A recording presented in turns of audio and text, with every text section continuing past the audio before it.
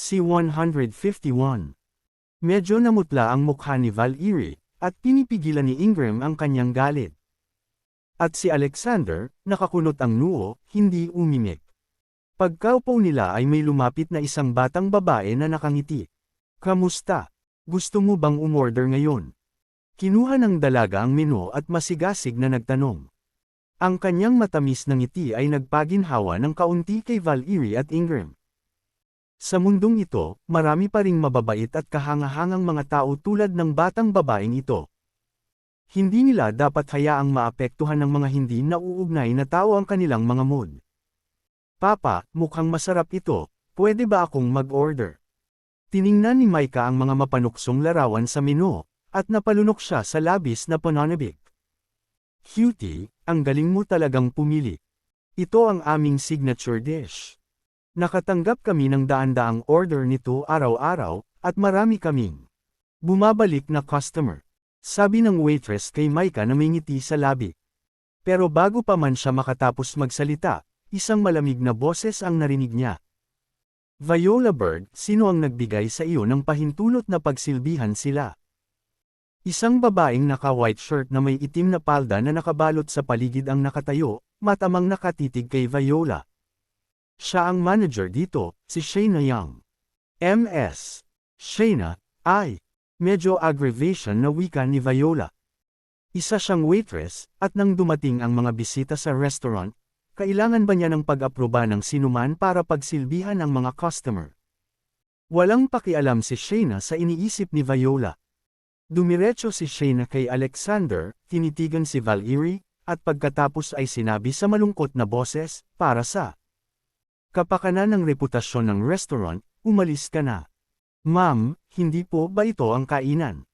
Bakit mo kami pinapaalis? Natarantang tumingin si Micah at nagtanong kay Shayna. Agad na ipinakita ni Shayna ang ekspresyon ng pagkasuklam at malamig na sinabi, huwag mo akong tatawagan ng random.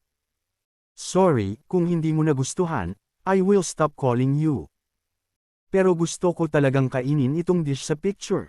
Pwede mo ba akong tapusin bago ako umalis?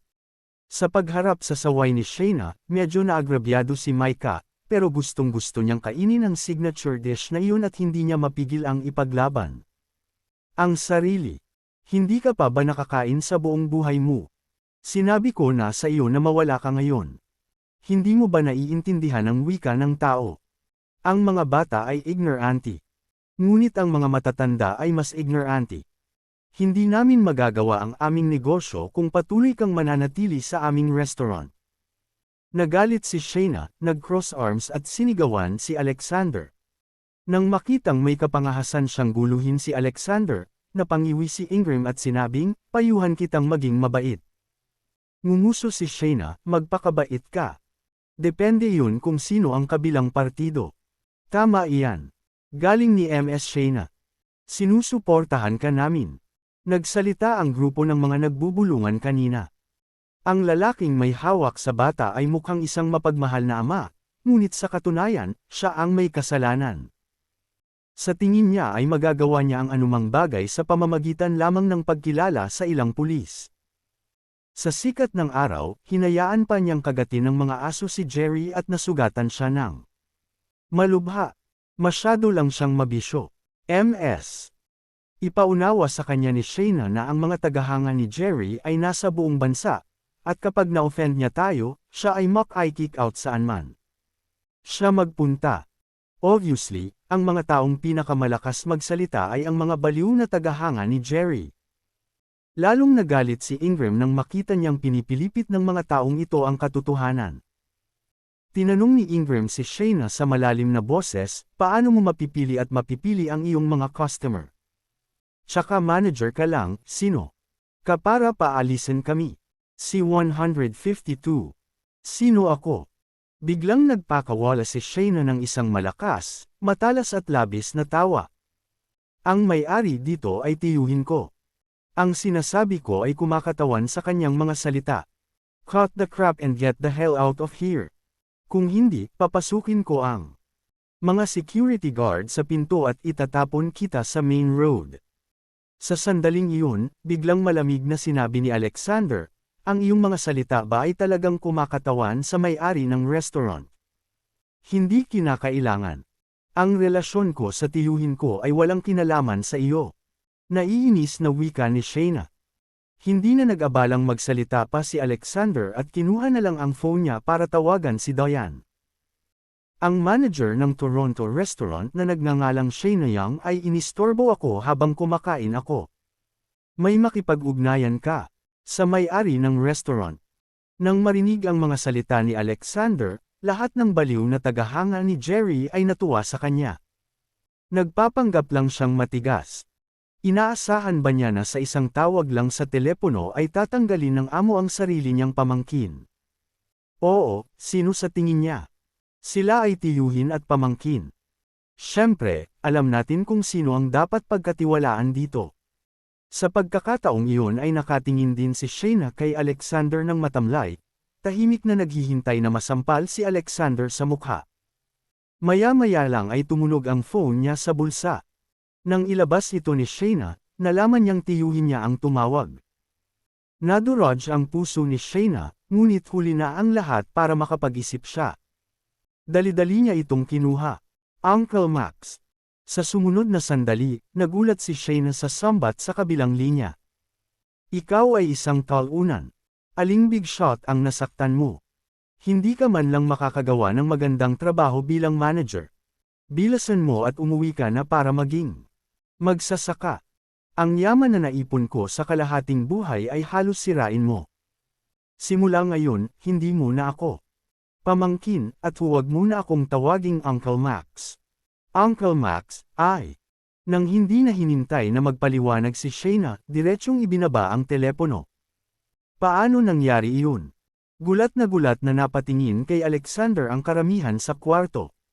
Ang may-ari ng restaurant, si Max Young, ay nagsabi na si Shayna ay nasaktan ng isang malaking shot. Big shot ba itong si Alexander? Pero 3 minuto lang bago niya natapos ang tawag. 3 minuto lang ang ginamit ni Alexander para hayaan si Max na putulin ang relasyon nila ni Shayna. Siya ay dapat magkaroon ng isang malakas na background. Matapos itong mapagtanto, maraming tao ang natakot na tumingin muli ng diretsyo kay Alexander, na nagpapanggap na walang kaugnayan. Si Shayna, na matagal mag-react, ay tumingin sa screen ng kanyang telepono at biglang sumigaw, "Hindi, imposible ito. Hindi ako naniniwala." With that, sinimulan niyang tawagan muli si Max. Ngunit sa sumunod na segundo, sunod-sunod siyang umatras ng 3 hakbang at gusot na sumandal sa cashier counter. Namutla ang mukha niya. Si Max, na laging sumasamba sa kanya, ay direktang hinarang ang kanyang numero. Sa sandaling ito, nakaramdam ng pagkahilo si Shayna. Matapos makarating sa Cloudtopia mula sa kanyang kanayunan, lahat ng mayroon siya ay ibinigay ni Max. Wala siyang magandang background sa edukasyon at hindi sapat para iwanan ang suporta ni Max.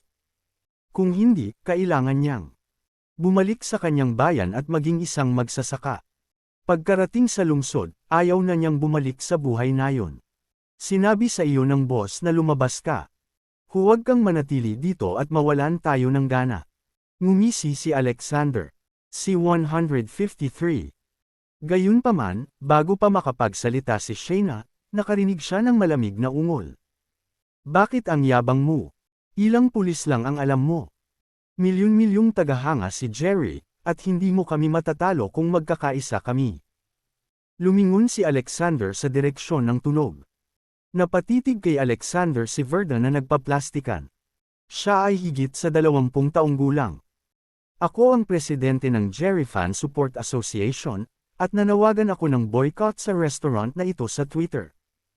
Ang sinumang may konsensya ay hindi pupunta dito sa hinaharap. Gusto kong mabangkarote ang restaurant na ito. Pagkasabi noon ay tumingin si Verda kay Alexander ng pag-alit. Oo, boycott natin itong restaurant. Gagawin nating bangkarota ang sinumang nagtatrabaho sa grupo ng mga taong ito. Ang iba pang mga baliw na tagahanga ay nagsisigawan. Nang marinig ang kanilang mga salita, bahagyang gumaan ang pakiramdam ni Shayna. Ang solusyon na ito ay perpekto. Sa pamamagitan ng pagsisimula sa masa at kusang pag-boycott, hindi lamang walang magagawa si Alexander, ngunit magagawa rin ni Shayna. Pilitin si Max na magbago ng isip. Sa ganitong paraan, hindi na siya kailangang pauwiin. Isang network-wide boycott. Tiningnang mabuti ni Alexander si Verda at ni Nishan, ang tanga. Sabi mo presidente ka ng Jerry Fan Support Association. Di ba? Maniwala ka man o hindi, malalaman ko lahat ng impormasyon mo sa isang tawag lang sa telepono. Napangisi si Verda. Huwag kang mag-abala. Masasabi ko na sa iyo na ang pangalan ko ay Madeline Harrison. Nagsisimula pa lang ako ng online boycott ng mga restaurant na nakakatulong sa ating kaaway. Don't tell me na may magagawa ka para sentensyahan ako. Si Madeline ay isang sikat na netizen. Siya ay naging spoiled sa kanyang mga tagahanga. Kaya natural na mayabang siya kay Alexander. Nakiisa ang mga tagahanga ni Madeline upang ipakita ang kanilang taos-pusong suporta para sa presidente ng fan club. Ang pangalan ko ay Alina Reynolds. Ang pangalan ko ay Jillian Collins. Ang pangalan ko ay Genevieve Annabel. Lahat tayo nag-retweet ng tweet ni Madeline. Kung may kakayahan ka, pwede mo kaming hulihin ng sabay. Bukod sa amin, maaari mo ring arestuhin ang 10 milyong tagahanga ni Jerry. Puno ng panunuya ang mga mukha ng isang grupo ng mga tao. Katulad lang sila ng mga spammer sa internet na ginawa ang lahat ng gusto nilang jots dahil mas marami silang tao. Naniniwala sila na kahit napakalakas ni Alexander, wala siyang magagawa sa napakaraming tao. Alexander, bakit hindi na lang tayo pumunta sa ibang restaurant? Pangungumbinsi ni Val Iri. Ang nangyari ngayon ay kahit papaano ay dulot niya. Natatakot siya na kung lalayo pa ito, maging si Alexander ay malalagay sa gulo. Naramdaman din ni Ingram na ang mga bagay ay nagiging mas at higit na wala sa kontrol. Ayos lang. Binigyan sila ni Alexander ng determinadong tingin. With that, he took his cell phone and took pictures of those crazy fans who thought they were so heroic and sent them to Diane along with the names they reported themselves.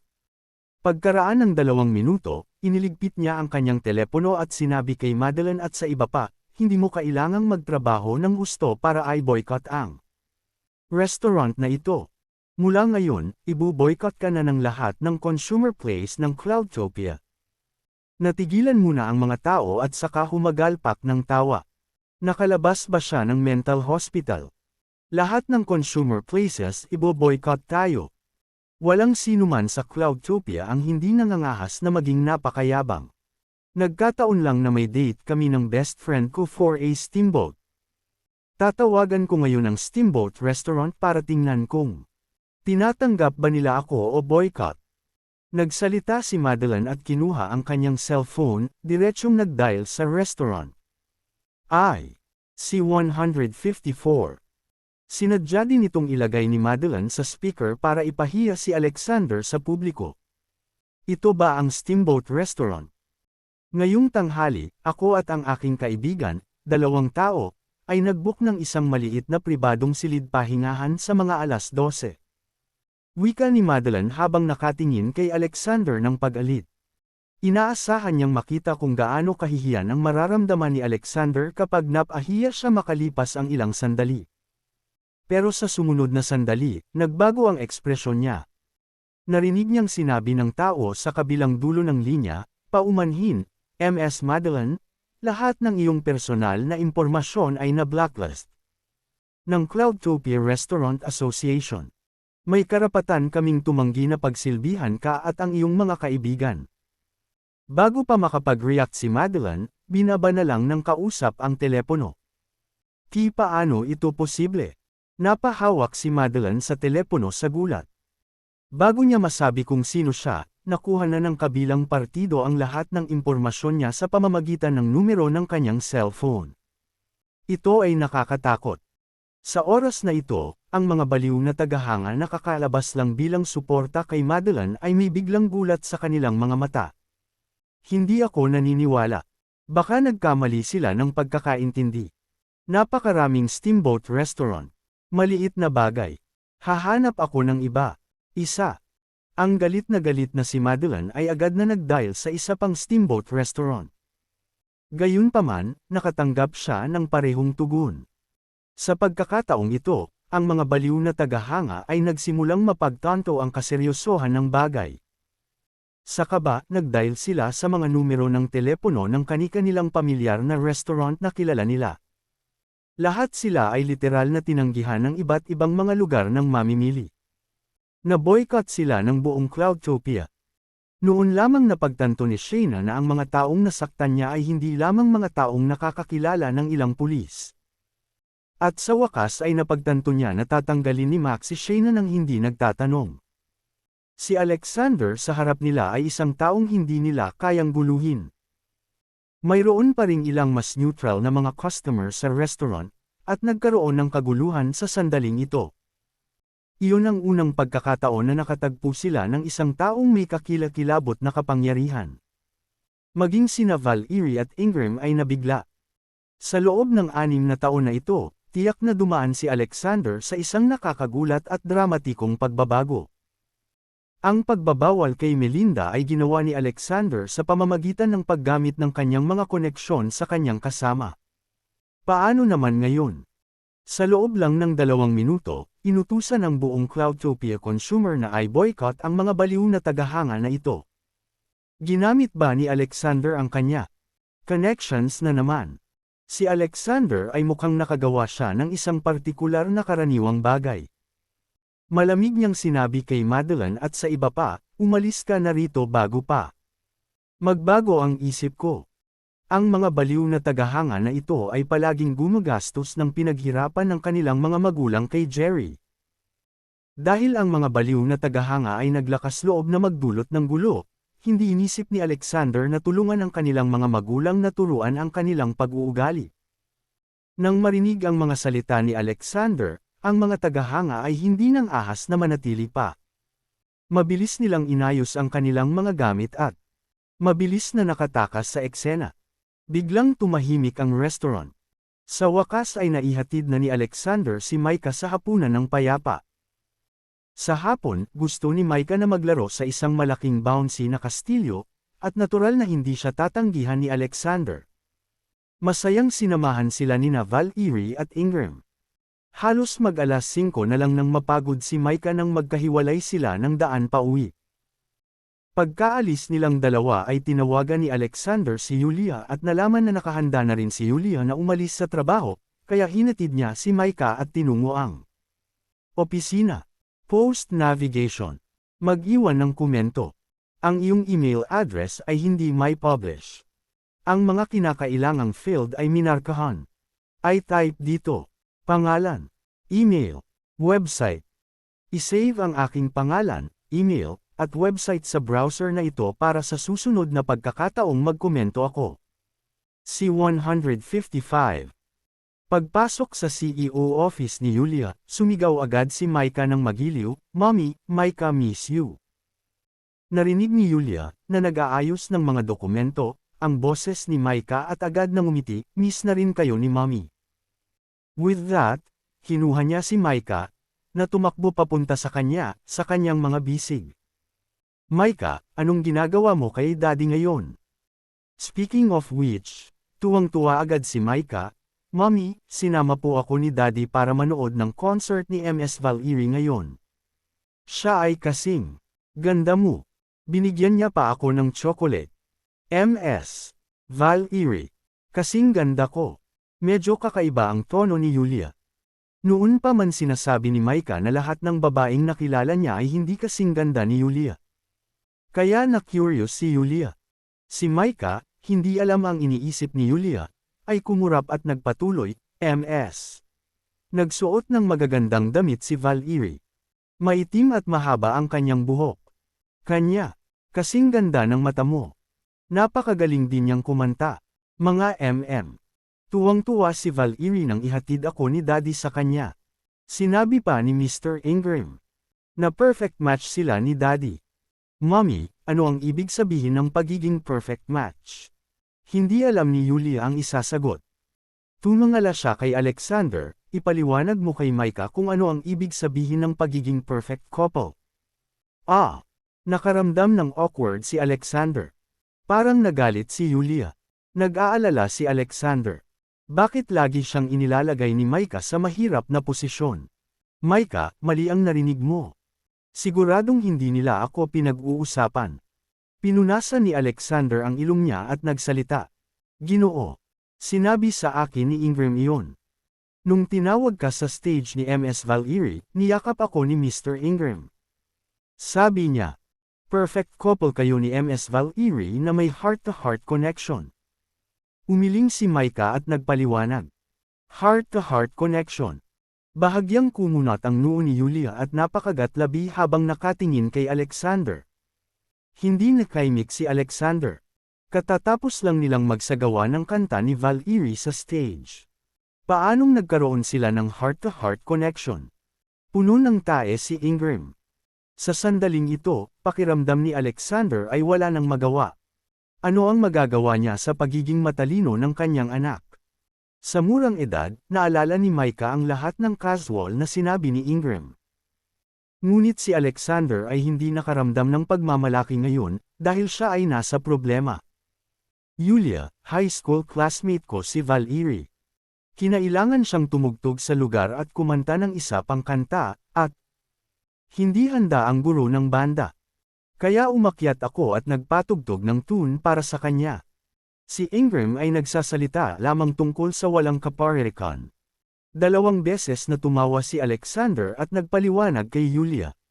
Agad namang umiling si Micah at sinabing, Daddy, hindi nagbibiro si Mr. Ingram. Seryoso siya sa sinabi niya. Isa pa, sinabi niya. Sa akin na ang ibig sabihin ng scum ay hindi sa lahat ng sinabi ni tatay kundi isang batang lalaki na pinaglalaruan ang damdamin ng isang babae. Nakaramdam ng kaba si Alexander. Ngunit si Micah, na walang kamalay-malay, ay tungangala at inosenteng nagtanong, Daddy, bakit sinabi ni Mr. Ingram na isa kang hamak? Hindi kaya may. Nagawa kang mali kay Ms. Valerie dati. C-156. Ngayon, nakaramdam na naman ng kawalan si Alexander. Ano ang sinabi ni Ingram sa isang 4 na taong gulang na bata? Ang unmanly man.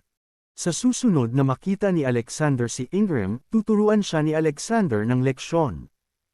Bumilis ang tibok ng puso ni Alexander nang makita ang ekspresyon ni Yulia. Mabilis niyang ipinaliwanag, Yulia, maniwala ka sa akin, walang nangyayari. Sa pagitan namin ni Valerie. Ngumuso si Yulia, hindi nilinaw kung naniniwala siya kay Alexander. Sa katunayan, naniniwala siya na hindi maaaring isama ni Alexander si Micah kung may relasyon ito kay Valerie. Bukod dito, naroon si Ingram. Pero kahit alam ni Yulia yun, ayaw niyang patawarin si Alexander ng ganun kadali. How dare he took advantage of her overtime to support another woman and even play a song for her. Galit na si Yulia sa iniisip lang.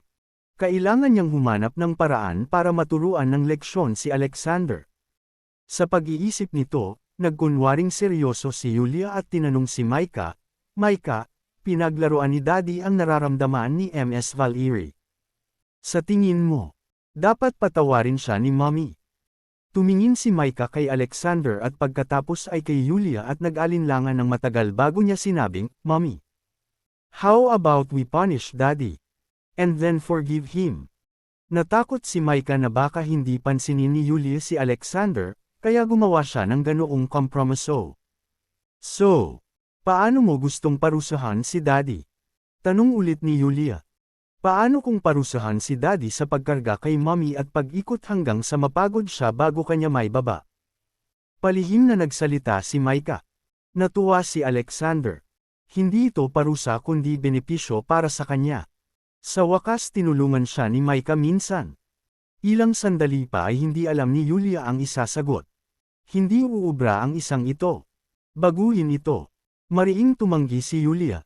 Sa pisikal na lakas ni Alexander, hindi man lang humihingal si Alexander matapos siyang makaramdam ng pagkahilo. At anong uri ng parusa ito? Si Alexander lang ang nakinabang nito. Well, napakamot sa ulo si Micah at biglang lumiwanag at sinabing, mapapamasahe ka namin ni Daddy. Mommy, baka pagod ka pagkatapos ng mahabang araw ng trabaho. Mapapamasahe ka ni Daddy sa paa. Muling natahimik si Yulia. Mas malala ang parusang ito kaysa sa nauna. Pero hindi inisip ni Micah na may mali sa diskarteng ito, kaya kumilos siya na parang may sapat na gulang at inutusan si Alexander, "Daddy, squat down and massage mommy's feet, or mommy and I will ignore you." Natural na tuwang-tuwa si Alexander sa pagpapamasahe sa paa ni Yulia. Sa pagkakataong iyon, masayang naglakad siya papunta sa harapan ni Yulia at tumingkayad. "Mommy, ready na po si Daddy. Itaas mo ang iyong paa." Namula ang mukha ni Yulia. Ang paa ng isang babae ay isang napakasensitibong bahagi. Siya at si Alexander ay walang anumang intimate contact, kahit na gusto nila ang isa't isa. Gayunpaman, hindi alam ni Yulia kung paano ito ipapaliwanag kay Micah. "Mommy, bilasan mo." Pagtingin sa nakareserbang si Yulia, udyok ni Micah. 4 na taong gulang pa lamang siya. Paano niya malalaman ang paghihirap ni Yulia? Matapos ang mahabang pag-aalinlangan, sa wakas ay nakompromiso si Yulia. Namula siya at hinubad ang kanyang puting mataas na takong, na inilantad ang kanyang makatarungang mga paa sa medyas. Sa pamamagitan ng medyas, ang kanyang balat ay mukhang maceland. C-157. Hinawakan ni Alexander ang mga paa ni Yulia sa kanyang mga bisig na parang mga bihirang kayamanan. Pagkatapos ay hinawakan niya ang kanyang mga binti gamit ang isang kamay at minasahe ito. Nang isa pa sa talampakan ng kanyang mga paa na may angkop na lakas. Pagkatapos, isang mainit na agos ang kumalat mula sa ibaba ng kanyang mga paa patungo sa buong katawan ni Yulia, at ang kanyang puso ay kumirot. Kinabahan siya kaya. Binawi niya agad ang kanyang mga paa. Siya ay lubhang mahiyain. Ngumiti si Alexander at nagtanong, "Anong meron? Hindi ka ba komportable? Nakakainis ka." Saway ni Yulia, dinampot ang kanyang bag at tumakas papunta sa pinto. Tumawa si Alexander. Kinabukasan. Pagkatapos ihatid si Micah sa kindergarten, nagpasya si Alexander na tingnan ang garden no. 1. Kahapon, tumawag si Naomi para sabihin sa kanya na lumipat sina Nathaniel at Winona. Gayunpaman, ang mga kamag-anak ay hindi ipinaalam, at ang isang housewarming party ay hindi ginanap. Gusto ni Nathaniel na si Alexander ang magdesisyon. Habang malalim ang iniisip ni Alexander, hindi niya namalayang naglakad na siya papunta sa pinto ng villa.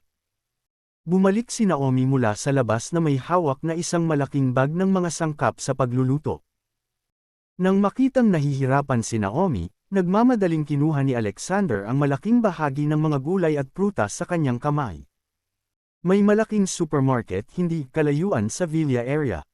Maaari kang bumili ng kahit anong gusto mo kapag kailangan mo ito. Ano ang silbi ng pag-iimbak ng napakaraming sangkap? Tanong ni Alexander. Agad na bamantong hininga si Naomi. Hindi ko sila iniimbak. Matapos kang makausap sa telepono kahapon, dumating sina Tita Laurel at Tio Neil. Nang hindi inanyayahan. Dumating daw sila para batiin kami. Pero sa huli, ayaw nilang umalis. Matapos magstay ng isang gabi, sinimulan nilang palamutihan ang kani-kanilang mga silid, na nagpaplanong tumira sa bahay ng mahabang panahon. Bagamat hindi masaya sina tatay at nanay, hindi sila naglakas loob na itaboy sila, sa takot na sabihin ng mga kamag-anak namin na naging mayabang kami pagkatapos yumaman. Gusto ko silang itaboy, ngunit hindi ako pinakinggan ni Tita Laurel at Tio Neil. Naiinis si Naomi na magkaroon ng ganoong kamag-anak. Buti na lang magstay ang mga kamag-anak ng ilang araw. Ngunit sina Laurel at Neil ay bastos. Kaya nilang gawin ang lahat para samantalahin ang iba. Tila matagal na nakatira sina Laurel at Neil sa villa ni Alexander. Nang makitang nagagalit si Naomi at wala nang magawa, sinabi ni Alexander, "Bumili ako ng bahay para sa inyo, nanay at tatay dahil gusto kong tumira kayo sa bahay ng masaya. Ako na ang bahala sa mga taong nagdudulot ng gulo." Habang nag-uusap sila, dumating ang dalawa sa pintuan. Bumalik na si Alexander. Tuwang-tuwa sina Nathaniel at Winona nang makita si Alexander. "Iniisip ko lang kung libre ka ngayon. Bumalik ka para sa hapunan kung libre mo." Magiliw na kinausap ni Nathaniel si Alexander. Si Winona naman ay nagmamadaling kinuha sa kamay ni Alexander ang mga sangkap sa pagluluto at pumunta sa kusina para magluto. Noon, mas natural ang pakikitungo nila kay Alexander dahil ang pamilyang Fuller ang nagpalaki kay Alexander. Pero ngayon, mas nagilty sila sa halip. Pagkatapos ng lahat, binili sila ni Alexander ng isang villa na nagkakahalaga ng higit sa $70 milyong. Hindi lamang iyon, ngunit ang ari-arian ay nasa ilalim din ng pangalan ni Naomi. Kahit na ang mga biological na bata ay hindi maaaring gumawa ng isang bagay na tulad nito. Tinatrato talaga sila ni Alexander na parang sarili niyang mga magulang. Bago makapag-usap ang pamilya, bumaba si Laurel, nakasuot ng kapote. Winona, handa na ba ang pagkain? Si 158. Nang makita ni Laurel si Alexander, nagliwanag ang mga mata niya. Nandito na si Alexander. Bakit nakatayo ka pa? Halika upo sa sofa. Kailangan kong makipag-chat sa iyo saglit. Ikaw na ngayon ang pinakamayamang miyembro ng Fuller family. Dahil bata ka, alam ko na magiging outstanding person ka. Bumili ka ng $90 million villa nang walang pag-aalinlangan. Ang kabaitan ng pamilya Fuller sa pagpapalaki sa iyo ay hindi walang kabuluhan. Tumingin si Laurel kay Alexander nang may paghanga. Tila nakalimutan na niya kung paano niya tinuya si Alexander para alalayan si Brian sa dinner gathering noong araw na bumalik ito sa pamilya Fuller. Hindi pinansin ni Alexander si Laurel ngunit bumaling kay Nathaniel at sinabing, "Tay, tulungan mo si nanay sa kusina. Magluto pa ng ilang ulam bago."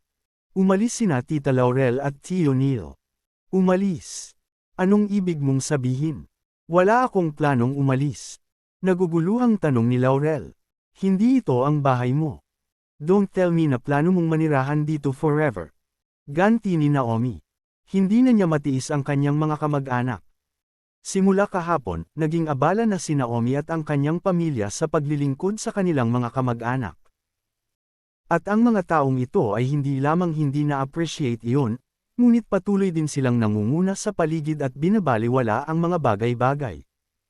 Itinuring lang nilang mga katulong si Naomi at ang kanyang pamilya. Paanong ang isang panauhin ay kumilos ng ganoon? Nang marinig ang mga salita ni Naomi, itinaas ni Laurel ang kanyang kilay at sinabi sa matalas na boses, "Naomi, panoorin mo kung paano ka nakikipag-usap sa iyong mga nakatatanda.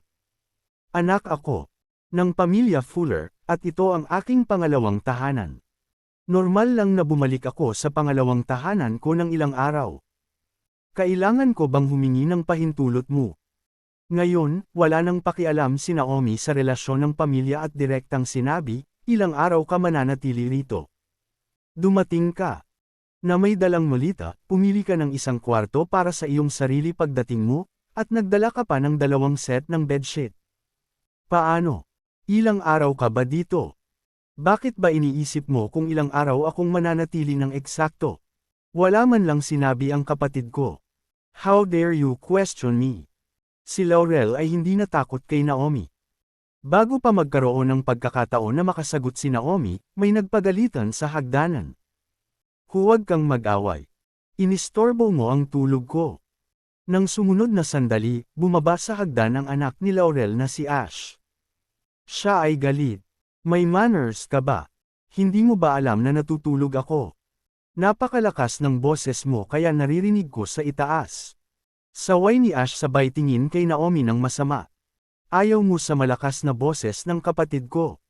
Pagkatapos, bumalik ka sa sarili mong bahay at matulog." Agad na nagsalita si Alexander sa malamig na boses.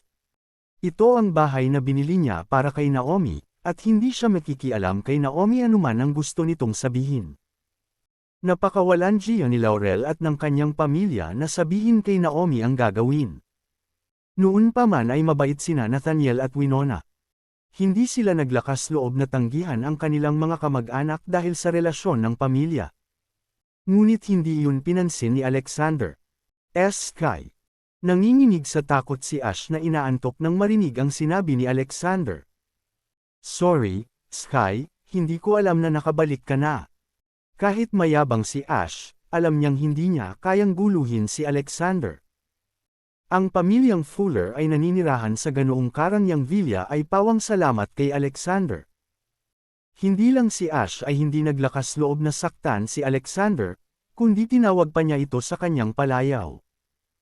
Pero hindi nagustuhan ni Alexander na tinatawag siya ng ganoon ni Ash, kaya malamig niyang sinabi, ilan pa ba ang tao sa taas? Sabihin mo silang lahat na. Bumaba at makita ako. Si 159. Si Uncle Neil at ang iba ay tulog pa siguro. Mahinang wika ni Ash. Pumunta ka at sabihin sa kanila na kapag hindi nila ako pupuntahan sa loob ng 3 minuto, hahayaan ko silang matulog sa pangunahing kalsada. Malamig ang tingin ni Alexander. Hindi maiwasan ni Ash ang manginig. Hindi na siya naglakas loob na magsalita pa, agad siyang tumalikod at umakyat sa itaas. Wala pang 2 minuto, nakarinig na ng mga yabag ng paa mula sa itaas. Kaagad pagkatapos, tumakbo pababa ang 6 na kamag-anak na wala pang oras na magsuot ng damit. Bumalik na si Alexander. May gusto ka bang sabihin sa amin? Bibili ba niya tayo ng bahay? Kung tutuusin, yumaman na siya ngayon, at tungkulin niyang tulungan tayo. Wala akong masyadong hinihiling. Gusto ko lang ng malapit sa villa area na ito. Napatingin ang lahat kay Alexander na may pananabik. Kung tutuusin, hanggat payag si Alexander, kaya pa niyang bilhin ang buong Garden Villa area. Ngunit hindi lamang siya tumulong sa sinumang hindi karapat-dapat sa kanyang tulong.